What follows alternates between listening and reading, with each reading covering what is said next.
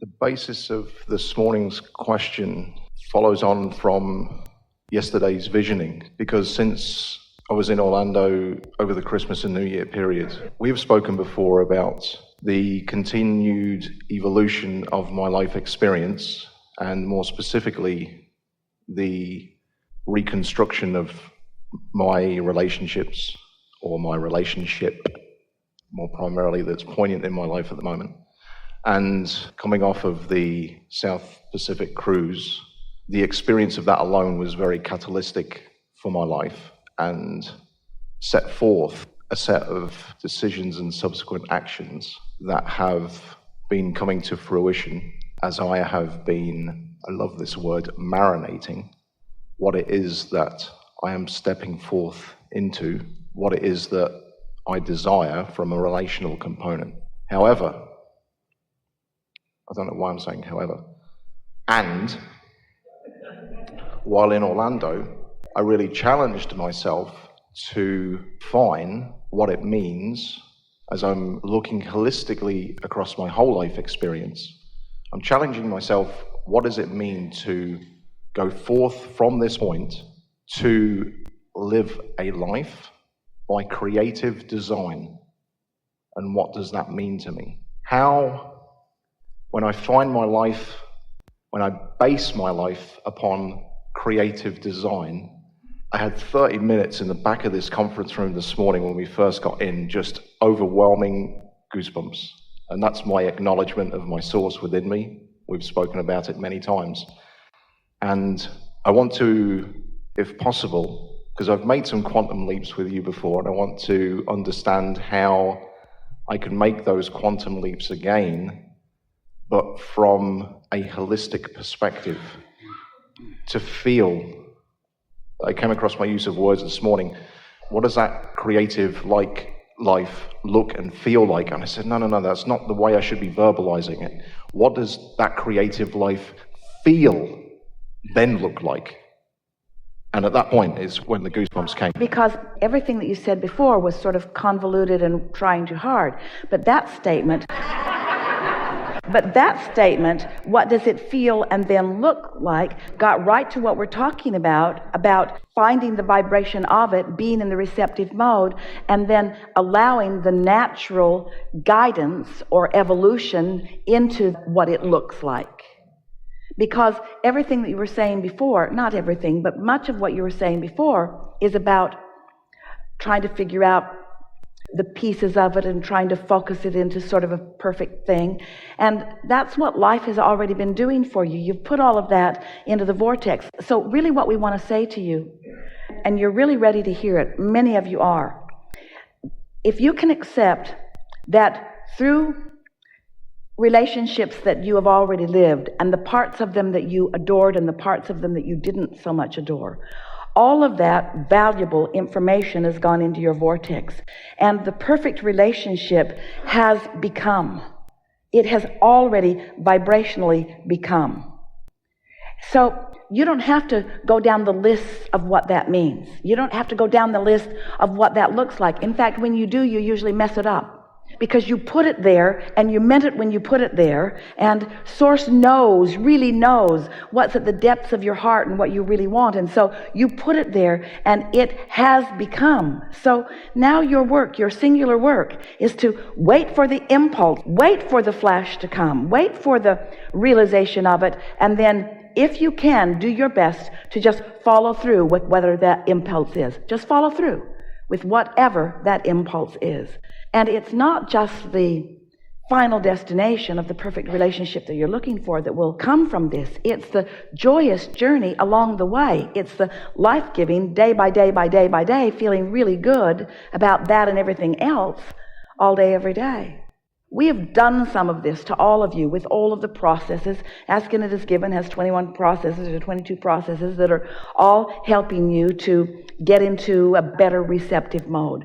But at this state of your evolution, and we say this specifically and directly to you, you understand everything that you need to understand. All that is necessary now is that you recognize what the receiving mode feels like and do 100% of your motion forward by being in the receiving mode. Well, we talked about this yesterday. What that requires is understanding or being aware of, consciously aware of, the association between how something turned out and the thought that you know that you were thinking or the way that you were feeling about it. Your mood or attitude or opinion or thoughts that you think are always turning into things. And as you begin noticing that this didn't turn out so good, and then you realize, Esther had an experience not too long ago where she hired a person who really wanted her to hire him. And she'll buy a car just because the car salesman wants to sell it to her. In other words, she's sort of an accommodating person in that way. So this man said to her, could you find a place for me? And Esther initially said, no, I really don't have a place. But then as he walked away and she saw how hopeful he was, and so she thought, well, or do I? And so she started making a list of things that he might do, and she called him back in a little while and she said, you know, I made a list, so I guess maybe I do. Well, she hired him and it didn't turn out well at all. Not even close to well. So far from well that it was the best experience that she's had maybe ever, because it was so easy for her to make the association between how that turned out and what her state of mind was when it happened. What was going on with me around that time that he came to me? And she had a new property. She was overwhelmed with it. She was needing to leave. She had set several things in motion, but she had to go because she had other places like this that she needed to be. And so she sort of needed someone to overlook it. And she knew that she had a vibration of vulnerability, a vibration of overwhelmment. That was the basis. Those were the thoughts that turned to that thing, to that experience. So what a wonderful thing that is. What a wonderful thing to be able to, after the fact, and who cares? It doesn't matter. It doesn't matter. They had a very nice party, and she said, you know, this just really isn't working out, and he knew it too. He knew that he wasn't ready for what she was asking of him, and he really cared about her and did not want to disappoint her. They left with a very good friendship. In other words, nothing went wrong. In fact, everything went right, because things are always working out for Esther, even when she hires the wrong person. Things are always working out because she got clarity, and right behind that came someone so spectacular that she couldn't even put words to it, that she would not have even offered the job to, because she didn't know he was available if he hadn't been part of the mix of that. In other words, things are always working out. But you got to trust that. You have to trust two things. You have to trust that your vortex is real, and that what's in it is really, really good, and that what you want is ready for you, whether you are ready for it or not. And then the other thing is you got to get ready. And you get ready by having fun. You get ready by chilling out. You get ready by loving life. You get ready by appreciating as much as you can. You just get ready, and then you follow your bliss. And as you follow your bliss and these thoughts turn to things that are so pleasing, then you say, oh, it's so much simpler than I have given myself belief about. Do you know why you don't believe how easy it is? Oh, I love you so much. It's because you don't feel worthy. You don't trust that it could be that good and that easy, that you are so loved that things are just lined out for you. You don't feel worthy enough to believe that you get to choose. You don't feel worthy enough that you believe that after you've chosen that it will happen. And the reason that you don't have belief that this is working for you is because you're noticing so many things that aren't working out for so many people, and you can't believe that you would be the special one that things would work out for. And we say it would work out for all of them if they would get into the receptive mode and allow it, you see. Helpful? Yes. Make it easier, not harder.